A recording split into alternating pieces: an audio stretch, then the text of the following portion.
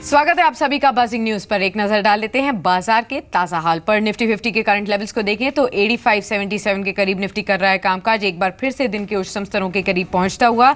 अगर आप देखेंगे जो पार्टिसिपेशन आया है वो आज सुबह से ही टाटा मोटर्स के शेयर पर आया है। नतीजों के बाद जो ब्रोकरेज हाउसेज ने अपग्रेड किया है उसके बाद एक पॉजिटिव रिएक्शन इस शेयर पर देखने को मिला।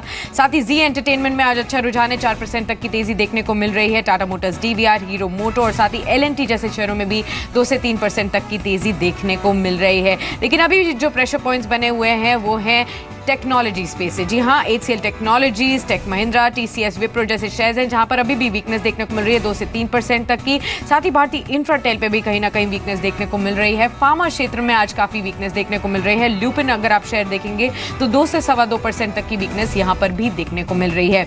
लेकिन ऐसे कौन से और सेक्टर्स और शेयर्स हैं जहां पर इस वक्त बजिंग एक्शन देखने को मिल रहा है, बताने के लिए मेरे साथ मेरे सहयोगी संदीप भी जुड़ चुके हैं। बताइए संदीप। शुक्रिया साक्षी। सबसे पहले कुछ नतीजों के इम्पैक्ट वाली बात कर लेते हैं। प्रकाश इंडस्ट्रीज थोड़ी देर पहले ही नंबर्स आए, हालांकि मुनाफा मल्टीफोल्ड बढ़ा लेकिन उसके बावजूद शेयर में गिरावट है। इसके अलावा कल जो नंबर्स आए थे उसमें वक्रांगी, इलेक्ट्रोस्टील कास्टिंग्स, पीएनजी, प्रतिभा इंडस्ट्रीज और रत्नामणि मेटल्स, ज़्यादा नंबर्स ऐसे ही हैं जिनके बाद अगर आप देखेंगे रिएक्शन जो है वो नेगेटिव साइड पर ही देखने को मिल रहा है। लेकिन कुछ इंडिविजुअल स्टॉक्स की बात करें तो जीएमआर इंफ्रा यहाँ पे अगर आप देखें तो नॉर्थ गोवा में इनको एक एयरपोर्ट डेवलप करने के लिए इन्होंने बोली जीती है। मोपा ग्रीनफील्ड प्रोजेक्ट है ये, जिसके लिए इन्होंने बोली जीती है। उसके बाद देखिए आज शेयर में पॉजिटिव रिएक्शन देखने को मिला है। ऑयल कंट्री शुक्रवार को भी काफी अच्छी तेजी थी, आज फिर से देखिए श्री ब्रोम फैक्ट्री में जो काम का दोबारा शुरू हुआ है उसकी वजह से इस काउंटर में आज फिर से गेंस देखने को मिल रहे हैं। श्री रेणुका इनकी जो ब्राजीलियन सब्सिडरी है उसको उसकी रिस्ट्रक्चरिंग की मंजूरी मिली है लेंडर से, उसका फायदा शेयर में आज 5 से 6% के आसपास ही गेंस के तौर पर देखने को मिल रहा है। सेंट्रम कैपिटल, ऐसी खबरें हैं कि कतार रॉयल फैमिली की हिस्सेदारी खरीद की योजना है जिसके लिए कंपनी के साथ बातचीत चल रही है, उसका फायदा देखिए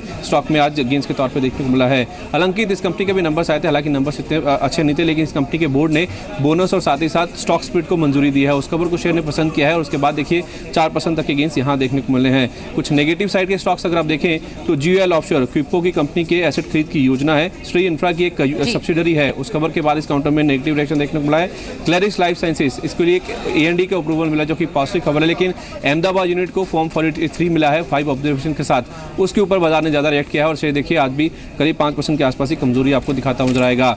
लेकिन आप कुछ सेक्टर्स की बात करें तो टायर शेयर आज इनमें जबरदस्त तेजी देखने को मिल रही है। इसी बीच आईओसी के नतीजे आ चुके हैं, आप बने रहिए हमारे साथ, इस पर आपसे चर्चा भी करेंगे। लेकिन प्राइमा फेसी जो नंबर्स आए उन पर पहले नजर डाल लेते हैं। मुनाफा इस वक्त आईओसी का जो देखने को मिल रहा है 8270 करोड़ तक का है, जो कि पिछले साल के मुकाबले अगर आप कंपेयर करें 6590 से बढ़कर आया है और उसी का रिएक्शन आप शेयर प्राइस पर भी देख पा रहे हैं और अच्छी बढ़त के साथ शेयर कामकाज करते हुए नजर भी आ रहा है। एक और इंपॉर्टेंट अनाउंसमेंट कंपनी की तरफ से ये हुई है कि 1:1 बोनस का भी ऐलान कंपनी ने किया है। जो मुनाफे का फिगर है वो डेफिनेटली बढ़कर आया है और एक पॉजिटिव रिएक्शन आप शेयर प्राइस पर भी देखने का पा रहे हैं। 8270 करोड़ तक का मुनाफा यहां पर देखने को मिल रहा है, जो कि 6590 करोड़ से बढ़कर है। संदीप, आपसे जानना चाहेंगे अगर आपके पास कोई और डिटेल्स है मुनाफे फिगर के अलावा, किस तरीके के नतीजे, और खासतौर पर अगर मुनाफे फ्रंट की ही बात करें तो ये जो आंकड़ा था क्या आपके एक्सपेक्टेशन के मुताबिक था? नहीं, डेफिनेटली अगर आप देखें तो नंबर हमारे अनुमान से काफ़ी बेटर देखने को मिल रहे हैं, क्योंकि हमारा ऐसा अनुमान था कि 4500 करोड़ रुपए के आसपास के मुनाफे के फिगर ही कंपनी रिपोर्ट करेगी।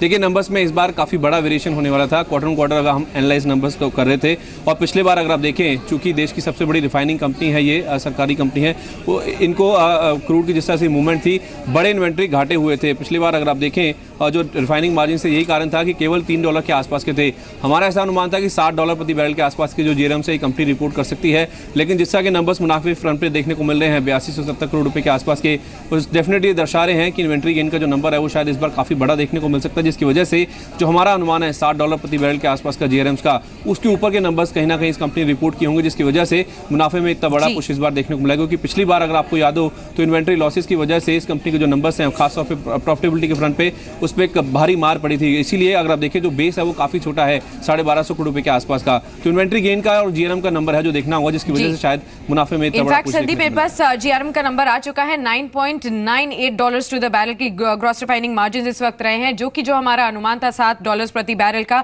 उससे काफी बढ़कर आया है। जिस तरीके से अभी संदीप भी कह रहे थे कि यही आंकड़ा देखने लायक है, अगर ये बढ़ता हुआ नजर आया, उसी की वजह से कहीं ना कहीं जो फिगर्स हैं उनमें एक इंप्रूवमेंट देखने को मिला है। तो आप टॉप लाइन को देखिए, वहां पर भी एक बढ़त देखने को मिल रही है। है। जो अनुमान था वो कहीं ना कहीं 99,000 करोड़ तक का है, लेकिन अब 1.07 लाख करोड़ तक का रेवेन्यूज जो है वो कंपनी ने क्लॉक इन किया है। बॉटम लाइन फिगर को आप देखेंगे वो भी अनुमान से बेहतर आए, 82-70 करोड़ तक के प्रॉफिट्स कंपनी ने क्लॉक इन किए हैं। ग्रॉस रिफाइनिंग मार्जिन्स भी यहां पर बढ़कर नजर आए हैं, $9.98 टू द बैरल के हिसाब से। संदीप, जो बाकी बचे हुए बजिंग स्टॉक्स हैं आपके पास, उनको भी बता दीजिए। मैं टायर शेयरों की बात कर रहा था साक्षी। आज टायर शेयरों में काफ़ी अच्छा मूवमेंट देखने को मिल रहा है। सभी स्टॉक्स अगर आप देखिए सुबह से काफ़ी ज़्यादा एक्टिव है, चाहे आप जेके टायर की बात कीजिए, सीएट की बात कीजिए, अपोलो टायर की बात कीजिए, बालकृष्ण इंडस्ट्रीज, एमआरएफ, इन सभी में काफ़ी अच्छे गेंस आज देखने को मिल रहे हैं। लेकिन जो प्रेशर पॉइंट जैसे आप हाईलाइट कर भी रही थी, आईटी स्टॉक्स, इनमें आज कहीं ना कहीं प्रेशर देखने को मिल रहा है। हेक्सेवेयर की बात कीजिए, Persistent, HCL Tech, Tata Elxsi, Infinite Computer Solution, इन सब में अगर देखिए आज लाल निशान के साथ कारोबार देखने को मिल रहा है। In fact one of the most losing sector में से एक है ये। इसके अलावा फ्राइडे को अगर आप देखिए फार्मा शेयरों में काफ़ी अच्छे गेंस थे।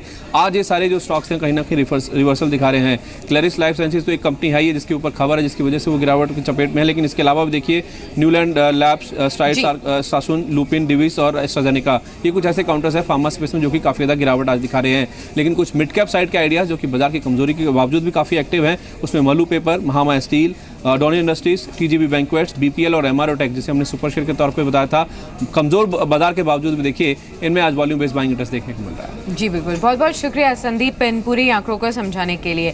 चलिए आगे बढ़ते हैं और ये जान लेते हैं कि डेरिवेटिव मार्केट से किस तरीके के इंडिकेशंस मिल रहे हैं। रजत भी हमारे साथ जुड़ चुके हैं। रजत, काफ़ी कुछ बजिंग सेक्टर्स अभी संदीप ने भी बताए, खासतौर पर अभी आईओसी के जो रिजल्ट्स हैं उसके बाद भी एक स्पॉट प्राइसेस में इजाफा देखने को मिल रहा है। लेकिन फ्यूचर पर्सपेक्टिव से देखा जाए, कौन से ऐसे शेयर्स हैं जहां पर इस वक्त एक्शन देखने को मिल रहा है? जी बिल्कुल, पहले तो बाजार बिल्कुल एक रेंज बाउंड है, लेकिन निचले स्तर से रिकवरी जरूर होगी। देखिए आज एशियन मार्केट सपोर्ट नहीं कर रहे थे, उसका कहीं ना कहीं असर आना डेफिनेट था कि ऊपरी स्तर पर दबाव बनेगा, लेकिन बाजार संभाल लिया अपने आप को। 85-40 के लेवल पे इंपॉर्टेंट बेस था, उसी के आसपास ही बाजार पलटता हुआ नजर आया। ओपन इंटरेस्ट के लिहाज से 9 लाख शेयर्स जुड़े, लेकिन आज इंपॉर्टेंट यह है कि 8600-8500 की पुट देखेंगे तो वहां पर बहुत स्ट्रॉन्ग ओपन इंटरेस्ट एडिशन है, यानी कि ट्रेडर्स के ऊपरी स्तरों पर राइटिंग की है। 8600 9 लाख शेयर्स और 8500 में लगभग 10 लाख शेयर्स का पुट्स में ओपन इंटरेस्ट आज इजाफा देखने को मिला है। तो ट्रेडर्स निचले स्तरों से कुछ चुनिंदा स्टॉक्स पे दाव लगा रहे हैं, उसमें आज टायर स्टॉक्स शामिल हैं। अपोलो टायर, सीएट दोनों ही तेज है और दोनों में ओपन इंटरेस्ट जो है वो 6% से 7% सीरीज की शुरुआत में ही आज दूसरे दिन यहां पर बनता हुआ नजर आया। इसके अलावा टाटा मोटर्स एक स्टॉक सुबह से ही बज कर रहा है, 16% ओपन इंटरेस्ट बिल्डअप, यानी कि 41 लाख शेयर से ज्यादा का एडिशन। हीरो मोटोकॉर्प एक और स्टॉक जहां पर आज मोमेंटम काफी स्ट्रॉन्ग देखने को मिला। ऑटो पैक में लीडरशिप हीरो मोटोकॉर्प और टाटा मोटर्स ही प्रोवाइड कर रहे हैं। जी एंटरटेनमेंट ये स्टॉक बहुत स्ट्रांगली ग्रिप में आ गया दोपहर बाद, 12% open interest buildup, 10 lakh share से ज्यादा का एडिशन है और दिन के उच्चतम स्तर पर ट्रेड कर रहा है। इसके अलावा M&M financial 4% open interest buildup के साथ कामकाज कर रहा है। और कुछ स्टॉक्स जहां पर दबाव है उसमें IT clear cut under performer है आज। HCL tech, tech Mahindra, Wipro, TCS, ये सभी स्टॉक्स पे नेगेटिव ट्रेड हो रहा है। जी बिल्कुल, बहुत बहुत शुक्रिया रजत समझाने के लिए कि किस तरीके के एक्शन देखने को मिल रहा है डेरिवेटिव मार्केट में। कहीं ना कहीं टेक स्पेस आज वीकनेस देखने को मिल रही है। लेकिन आगे बढ़ते हैं और अब आपको बता देते हैं कि अगर आप हर महीने 20,000 निवेश करें तो अगले 15 सालों में 77 करोड़ तक कमा सकते हैं। कमाई के इस 20,000 मंत्र को बताने के लिए मेरे साथ मेरे सहयोगी सुमित भी जुड़ चुके हैं। सुमित, आपसे जानना चाहेंगे कि अगर 15 सालों तक लगातार कोई निवेशक 20,000 रुपए प्रति महीना निवेश करता है, यानी कि 15 सालों की पूंजी देखी जाए तो 36 लाख निवेश करता है, तो इसे करोड़ों में कैसे कन्वर्ट किया जा सकता है?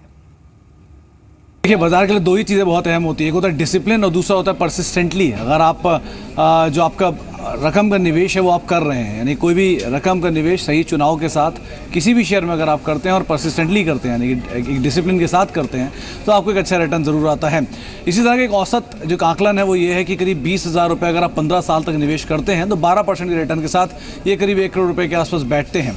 अब चुनना ये है कि 12% का सालाना रिटर्न देने वाली कंपनियां हैं कौन सी, एटलीस्ट ऐसा रिटर्न दें हर साल।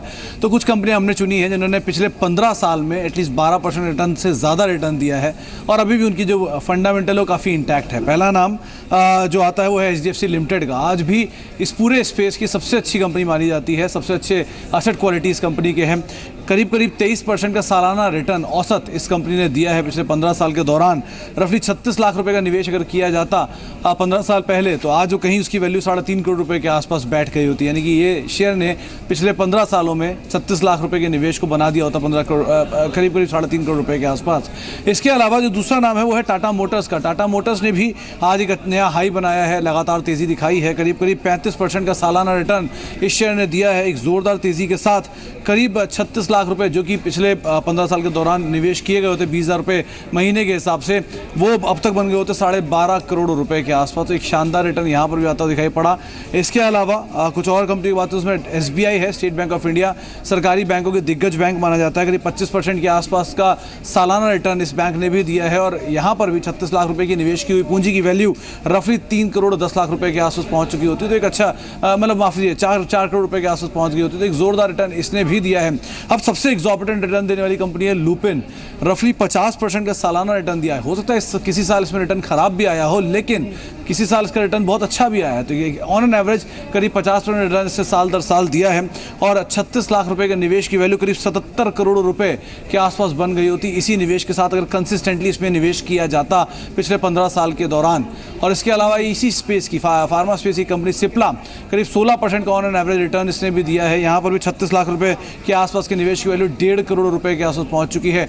यानी कि वो 5 शेयर हैं जिन्होंने 12% से ज़्यादा रिटर्न दिया है। और अगर इन्हीं को आपने पिछले 15 साल पहले चुना होता तो एक अच्छे रिटर्न यानी 1 करोड़ तो आपका पोर्टफोलियो पहुंच ही चुका होता। एक और चीज़ अहम ये भी है कि इन सभी कंपनियों को लेकर अभी भी ब्रोकर्स जो है वो काफ़ी बुलिश है। उनका मानना है कि अभी भी लॉन्ग टर्म स्टांस जो है वो काफ़ी स्ट्रॉन्ग इन कंपनियों को लेकर। जी बिल्कुल, बहुत बहुत शुक्रिया सुमिति। काफ़ी इंटरेस्टिंग आंकड़े आपने सामने रखे हैं। ये जो कंपनियां हैं, स्टॉक पिकिंग जो है ये बताता है कि स्टॉक पिकिंग किसे कहते हैं। अगर ये 5-6 कंपनियां जैसे कि HDFC लिमिटेड, सिप्ला, लुपिन, आप देखिए SBI या फिर टाटा मोटर्स ही क्यों ना हो, इन स्टॉक्स में अगर आपने निवेश किया होता तो बीते 15 सालों में इन्होंने मल्टीफोल्ड रिटर्न्स दिए हैं। और अगर 36 लाख आपने over a period of 15 years आपने निवेश किए होते तो आज आपकी पूंजी 77 करोड़ की होती। चलिए, लेकिन एक जो नाम यहाँ पर सुमित ने लिया वो था टाटा मोटर्स का, और यहाँ पर जोरदार रिटर्न्स बीते कई सालों में देखने को मिले हैं।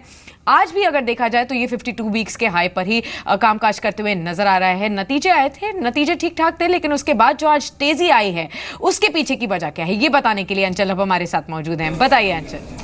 शुक्रिया साक्षी। देखिए, टाटा मोटर्स, अगर आप पिछले 15 महीनों का डेटा एनालाइज करें टाटा मोटर्स के केस में, तो आज की तेजी सबसे बड़ी तेजी, और तेजी का कारण है नतीजों के बाद जो फाइन प्रिंट होता है, जो डिटेल्स होती हैं, जो ब्रोकरेज रिपोर्ट्स में आपको ब्रोकर्स फॉरवर्ड करते हैं, उसकी वजह से देखिए कई सारे ब्रोकर्स ने टाटा मोटर्स पे अपनी राय रखी। और अगर उन ब्रोकर्स की आप रिपोर्ट्स को ध्यान से पढ़े तो आपको एक चीज़ समझ आ जाएगी, इस बारी नंबर्स पे सबका फोकस था JLR पे। जैसा कि मैक्वायरी की अगर आप बात करें, देखिए रेटिंग आउट परफॉर्म की थी, एक अच्छा लक्ष्य दिया है, लक्ष्य बढ़ाकर 600 रुपये किया है, लेकिन JLR पे मैक्वायरी का सीधा फोकस था। उनका मानना था कि इस बारी के नंबर्स डोमिनेट किए मैक्वायरी ने। मैक्वायरी की एक तरफ वॉल्यूम्स अच्छी इंक्रीज हुई है, सेल्स रोबस्ट रही है, एक स्ट्रॉन्ग मार्जिन ड्राइवर रहा है। और ऐसा नहीं कि यहीं पे स्टोरी खत्म हो जाती है। उनका मानना है आगे भी FY 17 के दौरान एक अच्छी वॉल्यूम जंप्स JLR वॉल्यूम में आते हुए दिखेंगे। दूसरी ओर डॉयचे बैंक, जहां एक तरफ सारे ब्रोकर्स पॉजिटिव हैं टाटा मोटर्स पे, डॉयचे बैंक इकलौता ब्रोकर था जिसने कहा कि आप होल्ड करिए, वॉच लिस्ट में रखिए इसे। टारगेट इन्होंने बढ़ाया, टारगेट बढ़ा के 500 किया, लेकिन अभी पे नए निवेश पे राय नहीं रखी। और उसका कारण सिर्फ इतना दिया गया कि जो रिस्क रिवॉर्ड है, शेयर में एक रनअप आ चुका है और अब रिस्क रिवॉर्ड फेवरेबल है। लेकिन नतीजों की जहां तक बात है, नतीजों में कोई खराबी नहीं है। दूसरी ओर JP मॉर्गन ने साफ तौर पे अपनी पूरी रिपोर्ट का जो फोकस था वो JLR को ही माना। उन्होंने ओवरवेट की रेटिंग जरूर दी, 485 का लक्ष्य भी दिया गया, लेकिन उनका मानना है JLR का जो डिमांड आउटलुक है वो बेहद स्ट्रांग है। स्पेशली H2 FY 17 के अंदर जो नए लॉन्चेस कंपनी ने किए हैं उसका पूरा इंपैक्ट आता हुआ दिखेगा, और कहीं ना कहीं यहाँ से JLR वॉल्यूम्स और ड्राइव अप होती हुई दिखेंगी। इसके अलावा जो कमर्शियल व्हीकल कारोबार है कंपनी का, घरेलू CV कारोबार, वहाँ पे भी रोबस्ट नंबर्स रहे और उसका भी एक पॉजिटिव ट्रिगर, एक पॉजिटिव इंपैक्ट आज शेयर प्राइस पे आप देख रहे हैं। साथ ही साथ एक्सिस कैपिटल ने बाई की रेटिंग दी, टारगेट दिया 580 का, लेकिन इनकी रिपोर्ट का ज्यादा फोकस था चाइना पे। देखिए JLR के लिए बड़ा कारोबार आता है चाइना से, और चाइना में रिकॉल के बावजूद भी कंपनी ने एक अच्छा 5.1 करोड़ पाउंड का मुनाफा बुक किया। वो अपने आप में एक स्ट्रॉन्ग ट्रिगर था, और कहीं ना कहीं वो एक बड़ा फैक्टर था जिसको जो बाजार को इस समय अच्छा लगा। और लास्टली कोटक और CLSA दोनों ही बुलिश हैं, लेकिन CLSA की रिपोर्ट में फोकस करूंगा। देखिए बाई की रेटिंग दे रहे हैं, लक्ष्य दिया है 635 रुपए का।